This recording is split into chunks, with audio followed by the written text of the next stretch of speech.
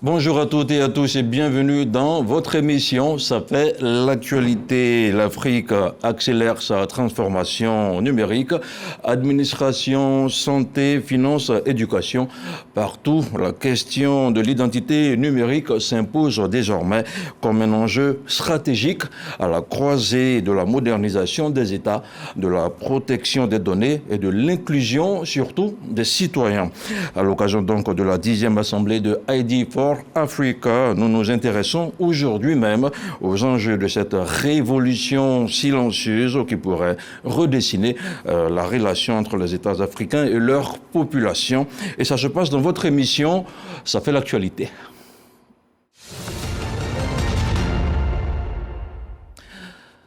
Pour en parler, nous recevons M. Chimezie Emeoulou, groupe CEO de Simfix, acteur majeur des solutions d'identification numérique sur le continent. Good morning. Good morning. Merci d'être avec nous sur ce plateau.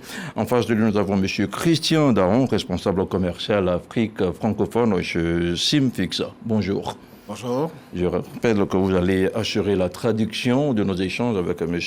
Emeoulou. Alors, merci d'être avec nous. Welcome to the show, Mr. Chimezie Emeoulou. Thank you for being with us today. Thank you so much. Thank you. Alors, pourquoi l'identité numérique est-elle aujourd'hui devenue un enjeu stratégique sur le continent africain? So, it's why digital identity is strategic now on the African continent? Thank you so much. So I think the fundamentals is where we need to start. Africa needs to build wealth, or Africa is already on the trajectory of building wealth for its citizens. And for that to happen, we need to move from analog systems to digital systems. And for you to do that, and create what we call the digital economy, you need to build trust infrastructure. And the fundamental building block for trust infrastructure is identity. So in every transaction, you need to know who is on the side of this transaction and who is on the other side. And that is fundamental. That is the building block.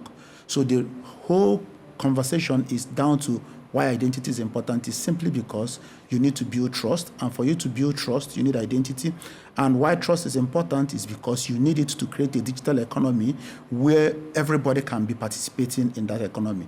So you have different people that needs to, maybe the person that needs to buy a SIM card or open a mobile money account, or the farmer that needs to receive some input. Everybody needs to still prove their identity and still be able to have all those assets. So fundamental is access, and that access is based on trust for people to do business, and the building block for that is identity.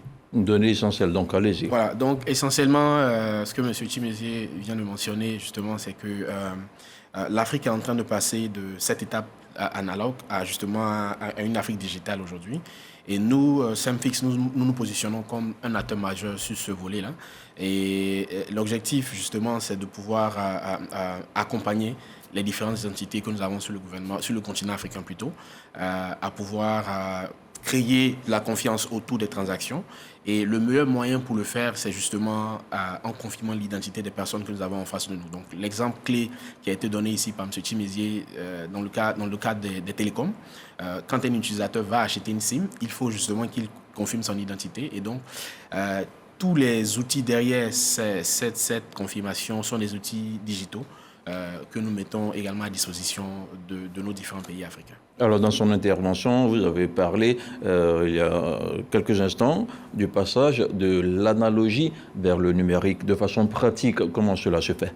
So you mentioned moving from analogy to digital now. He wants to know practically how this is going to be, how this will happen. So when you, before we got to the point of the current digital age, the IDs that were issued used to be paper-based ID. And the challenge with paper-based IDs is that you are not able to always be able to prove your identity in all situations, especially in the post-COVID world where people would need to remotely prove their ID, and in an AI world where also you would need to be clear who exactly is the person involved in a transaction. So if somebody opens a bank account in your name and uses that bank account to receive fraudulent monies, you need to be able to prove that it is you or that it is not you that opened that bank account. So the way to do it is simple. It's just to ensure that everybody is enrolled in a digital system and that there's a mechanism in place to protect that identity, that enrollment, so that nobody can fraudulently make use of that. And then ensure that everybody can have a mechanism of proving that they are who they say they are. Because in every transaction, you need to be able to say, this is who is involved, and they are truly the person they say they are. So first, you need to digitize that process by ensuring that people are enrolled into whatever the system should be, put a mechanism in place to protect that information and ensure that nobody can tamper with it, and also a mechanism in place to ensure that people can prove who they are in all different situations. Allez-y pour nos téléspectateurs. Voilà. Donc justement, comme M. Chimézé le disait tout à l'heure, notre manière de fonctionner précédemment en Afrique, on était plutôt sur du papier. Voilà. Donc vérification d'identité via une carte nationale d'identité, un support physique qui n'était pas souvent lié à une confirmation je veux dire, digitale. Alors, donc, avec Simfix aujourd'hui, ce que nous faisons, c'est que nous accompagnons les États à pouvoir mettre en place les infrastructures nécessaires qui vont permettre de pouvoir confirmer les identités des individus de manière un peu plus vérifiée. Okay? On peut pouvoir vérifier, par exemple, la biométrie de l'utilisateur, biométrie faciale, l'empreinte, pour confirmer qu'on a effectivement en face de nous le bon utilisateur. Il a parlé tout à l'heure du cas du Covid 2019. Voilà.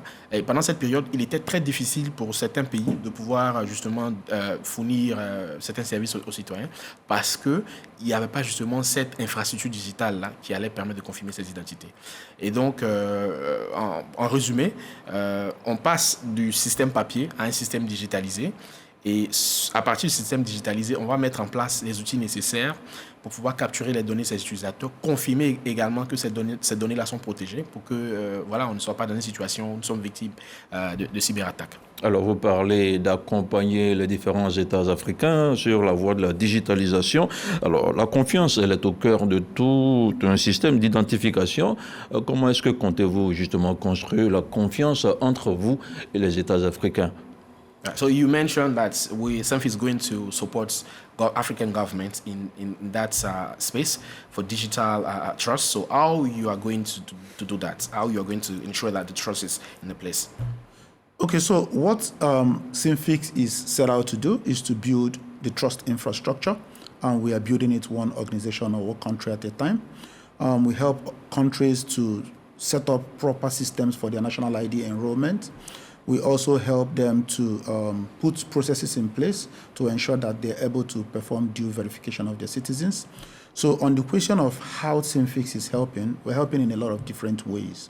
So it depends on which agency we are engaging. For example, there's a country in Africa that we've enabled their citizens in over 83 countries to be able to renew their international passports without them needing to visit their embassy.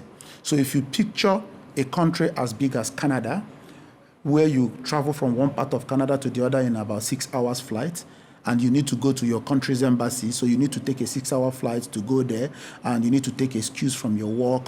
There's a lot that goes in just for you to go there and get your passport renewed.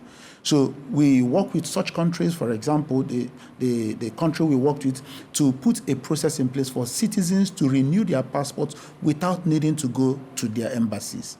So they do everything on their mobile phone, including collecting their biometrics, but it's only for renewal. So in that way, we help those citizens avoid the cost of travel, avoid needing to travel long distance, avoid needing to take excuse from work, and that is helping to make them included in that process. So it makes things a bit easy. And that's for those in diaspora. For what about those in the country? We equip the government, we support them to also ensure that the same set of services is made available. You want to renew your passport or you renew your ID, that you don't necessarily have to go queue up in those agencies. You can actually do it. Or maybe they are trying to establish identity for the very first time for you. We are able to provide systems that can do all those type of checks to confirm that the right person is the person being serviced. So it comes in different flavors. It depends on the organization we are engaging and the kind of challenges that they are facing. So, but it cuts across a wide spectrum, really. Alors, quelle est la place de la confiance, justement? Voilà, Allez-y. donc, justement, en mettant en place l'infrastructure nécessaire, Simfix souhaite se positionner à cet effet. M. Chimézi a mentionné l'accompagnement en mettant en place des plateformes d'enrôlement qui permettent de pouvoir mettre à disposition des citoyens africains les cartes nationales d'identité et les passeports. Et un cas récent qu'il a mentionné, on a accompagné un État africain dans la mise en place d'une plateforme qui digitalise le processus de renouvellement de passeport. Donc aujourd'hui, si vous êtes en France, aux États-Unis, vous n'avez plus besoin de vous déplacer. Quelle que soit votre position géographique. Oui. Vous pouvez faire votre demande et votre passeport est livré. Donc vous voyez ce type de projet stratégique sur lesquels nous travaillons avec les États, c'est un moyen pour nous de pouvoir justement confirmer le concept qui a été mentionné, la question de confiance. Comment on le fait? Si un individu a déjà son identité, ses données biométriques qui sont déjà dans la base d'un État, avec ces solutions-là, l'État a la capacité de confirmer effectivement via une nouvelle capture qu'on a affaire à la même personne. Voilà. And if I want to add some little bit more, essentially, remember, like I said, we built the trust infrastructure, right? Meaning that it's not just in terms of identity. It cuts across a spectrum. For example, you look at the telco network, people swap your SIM, yes, and the moment they swap your SIM, they can take over your accounts and they can reset and take over your WhatsApp or take over your email. So that is also part of the stack where you are checking, does this person that is about to swap this SIM, does he have the right capacity or the right, is he the right person to be able to take, swap this SIM or update this? So when you look at the full spectrum, we're looking at how inclusive is the technology, does it make sense? Does it protect the ordinary everyday citizens? Does it ensure that their rights are not trampled upon by another person? So it's a lot of stack on that spectrum, if that makes any sense.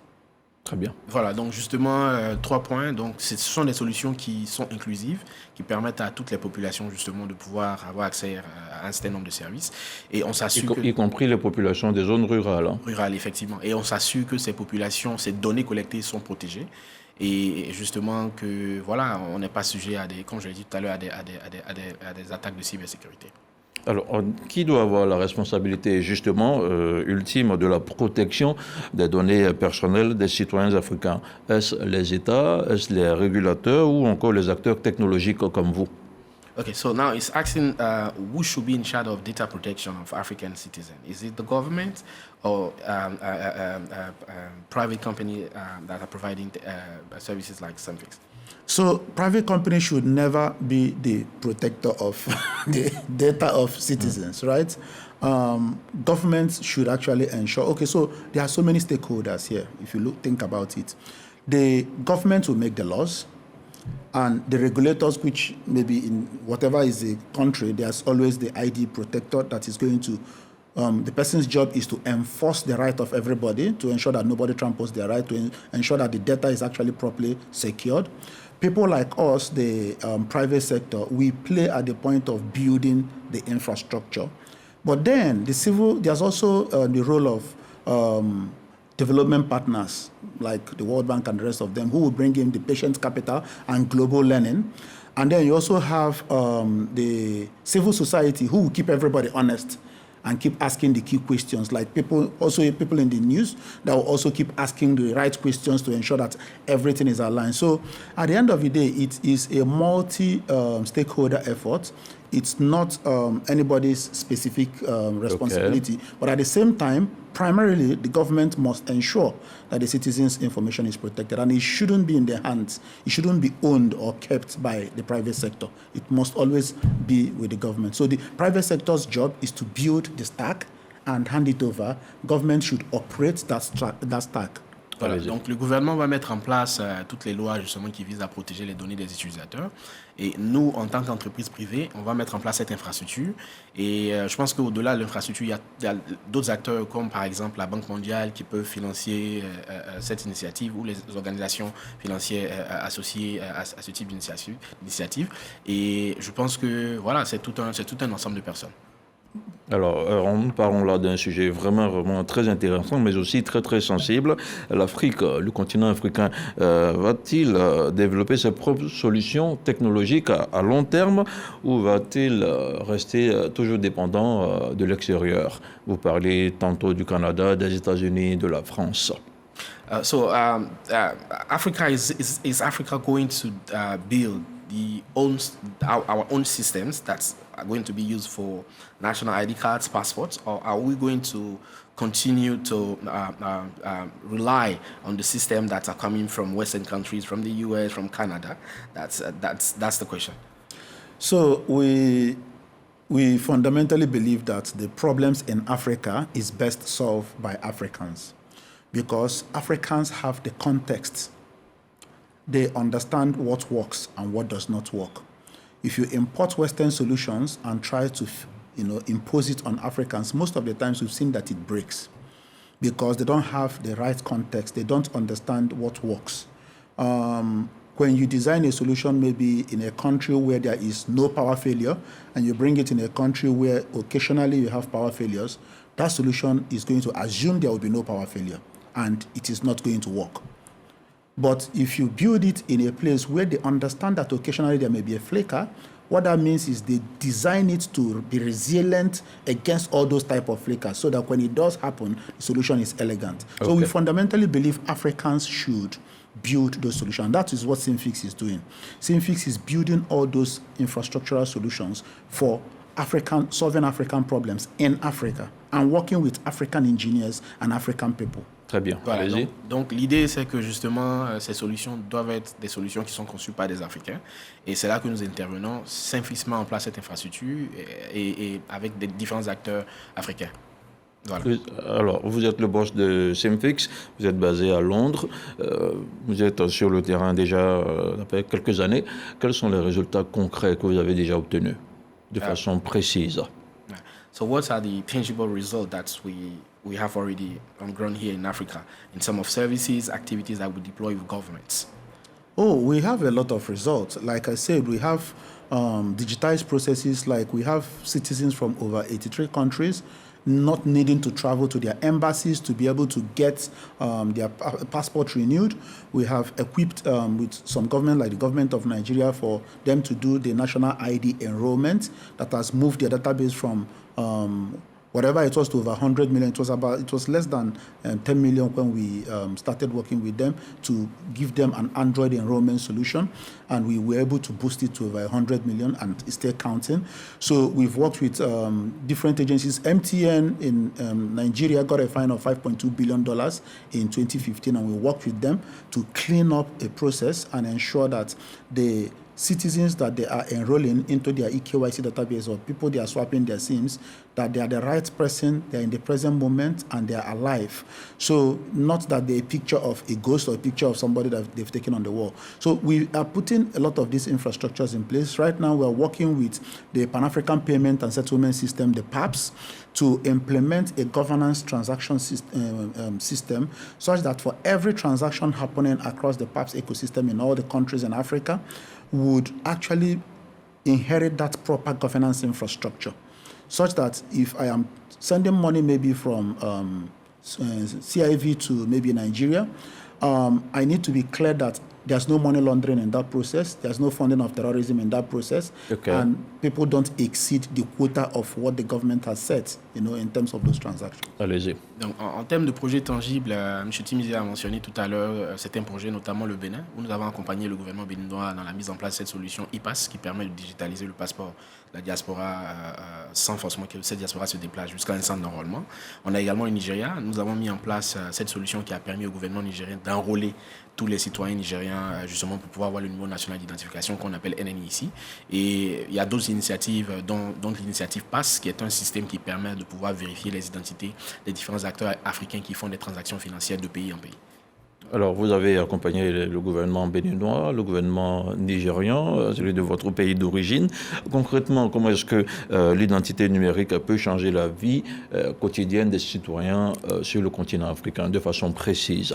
Okay, so you just noted that we mentioned Benin and also Nigeria. So concretely, how these solution that we are providing can help African countries to, resolve the issue of trust here, concretely. Allons très rapidement. In a summary. Yeah. In summary. Okay, so like I said in the beginning, the fundamentals for trust is identity. When you get identity right, you start building trust on top of it. trust is not just about identity. Trust has a lot of other things. But if you get identity right, then you can build a lot more trust. If I am doing transaction with you, first thing you want to know is, who am I? When I came here, first thing you ask is, what is your name? Who are you? So, and you want to first understand that before you can know, can I trust this person? So identity is the fundamental. So for us, working with African governments to establish the clarity in terms of identity of its citizens, and then we can build a lot of processes like passport renewal, like firearm licensing, like, different processes where you need to establish that the right persons are the persons involved in those transactions. Like you want farmers, you're giving farmers inputs like fertilizers, so you've given them like maybe some sort of wallet to be able to give them some input so that they can, or you have some social project where you need to get some people to benefit from something. Bottom line, you need to be able to know that this person I'm discussing with, I can trust him, and this is who he says he is, and it is true. And then obviously the person has to have a way to always ensure that whenever I present myself and say, this is who I am, and this is the access I am supposed to have. Why we do that is because we fundamentally believe that identity is a right, it's not a privilege. We believe everybody deserves equal access to opportunities, and nobody should play God with anybody's identity, because it's a fundamental right.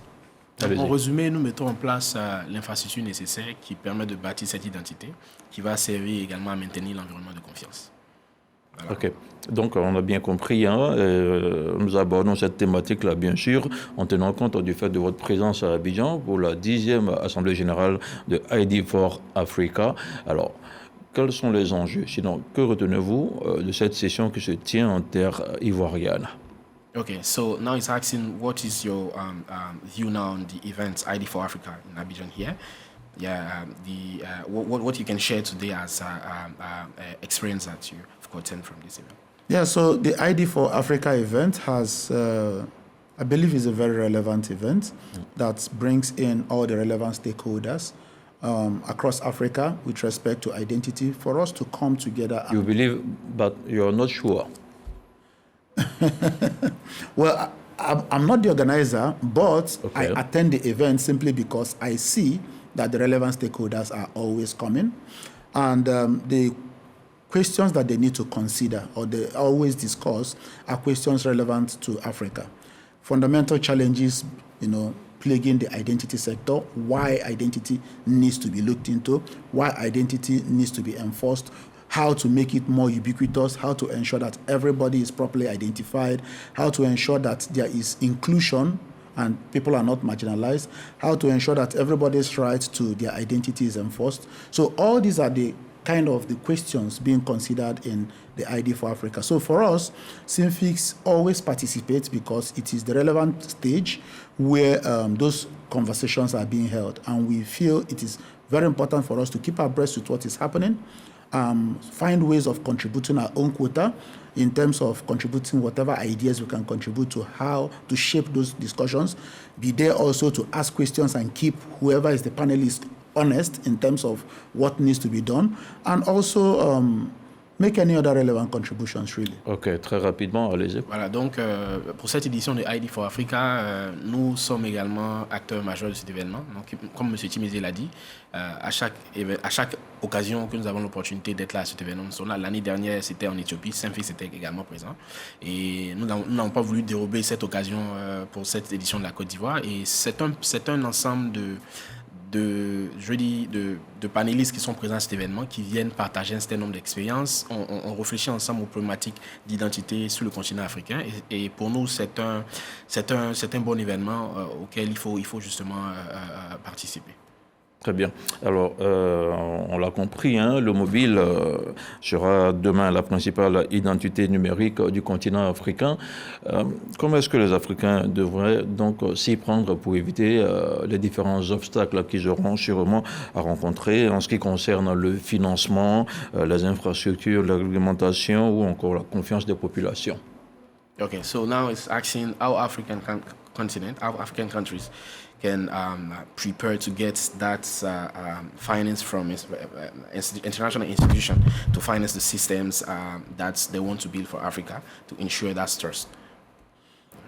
I think what makes sense is for Africa to look inwards first and exhaust the options it has before looking outwards to also start asking for finance.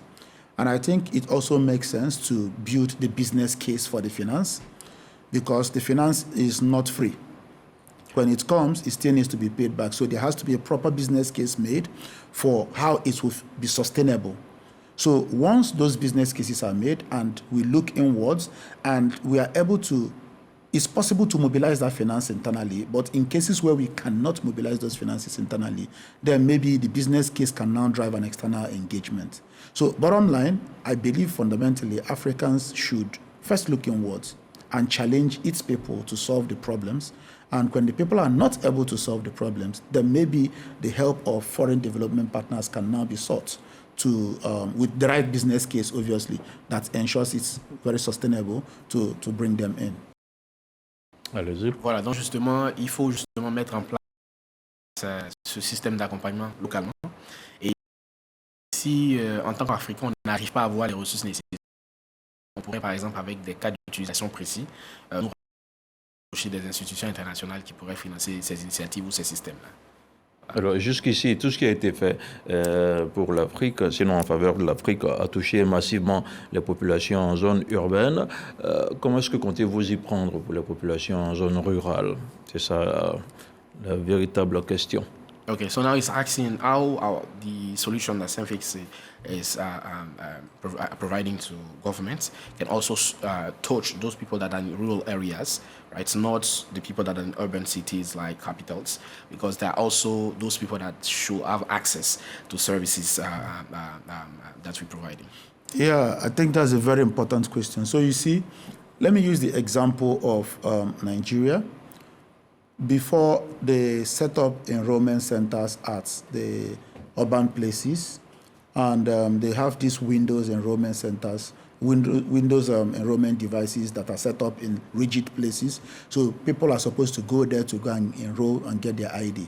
But when we came in, we engaged with them and we showed them how we can change the form factor from that rigid setup to Android, such that they can go into the country and go to the rural areas and enroll people in the rural areas. So instead of waiting for people to come, we gave them a mobile Android version that they can use and go to the rural areas, because we believe in the rights of everybody. We believe in that inclusion.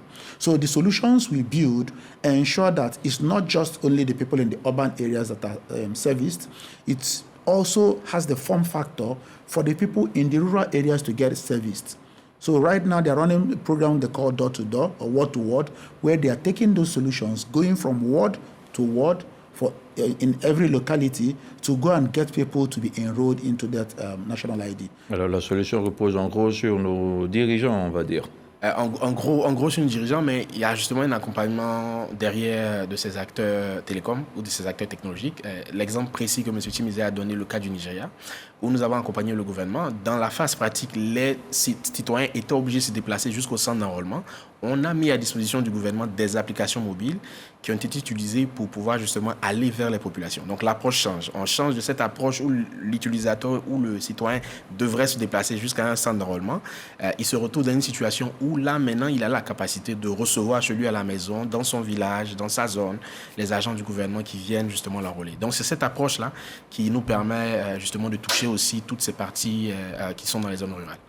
Alors, selon vous, pour terminer, à quoi ressemblera l'identité numérique africaine dans une dizaine d'années?